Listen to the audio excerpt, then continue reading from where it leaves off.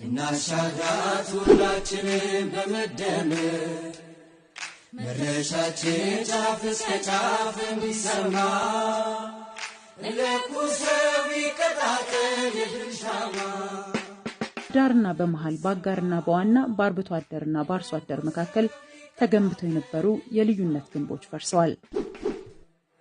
እናሻግራት ሁላችንም በመደመር ተቃዋሚ የሚለውን የቆየና የጥላቻ ስያሜ በማስወገድ ተፎካካሪ የሚል ክብር በመስጠት ሁሉም የፖለቲካ ኃይሎች በሀገር ግንባታ ላይ እንዲሳተፉ ምህዳሩ ሰፍቷል።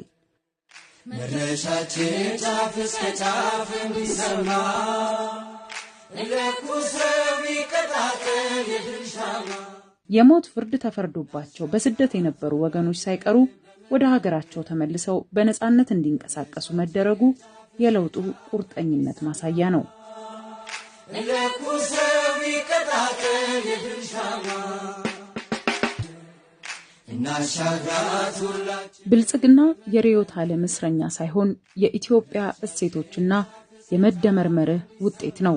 መደመር ሀገራችን ኢትዮጵያ ካለመችው ሁለንተናዊ ብልጽግና ለመድረስ የሚያስፈልጓትን ስልቶችን በፖለቲካ ኢኮኖሚና ማህበራዊ ዘርፎች ሊከናወኑ የሚገቡ ዝርዝር ስትራቴጂዎችንና የአፈጻጸም አቅጣጫዎችን አስቀምጧል። አቅጣጫዎችን ማስቀመጥ ብቻም ሳይሆን ባለፉት 8 የለውጥ ዓመታት በተግባር ተፈትሾ ተጨባጭ ውጤቶችን አምጥቷል። ባለፉት 8 የለውጥ ዓመታት በመደመር ስልት የተመዘገቡ ስኬቶችን በጥቂቱ እናንሳ። አንደኛው የምግብ ዋስትናና የአካባቢ ጥበቃ። በአረንጓዴ አሻራና በስንዴ ልማት የታየው ተአምር ለዚህ አብነት ነው። በሌላ መልኩ የተቋማት ግንባታ ማንሳት እንችላለን። ገለልተኛና ጠንካራ የምርጫ ቦርድና የፍትህ ተቋማትን መፍጠር ተችሏል። ሌላው የብሔራዊ ጥቅም ጥበቃ ነው።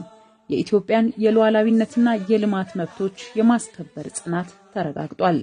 በሀገራችን ለሚያጋጥሙ ችግሮችም ሁለንተናዊ ሀገር በቀል መፍትሄዎች በመተግበር ሀገርን የማሻገር ታሪካዊ ኃላፊነቱን የተወጣ ፓርቲ ነው።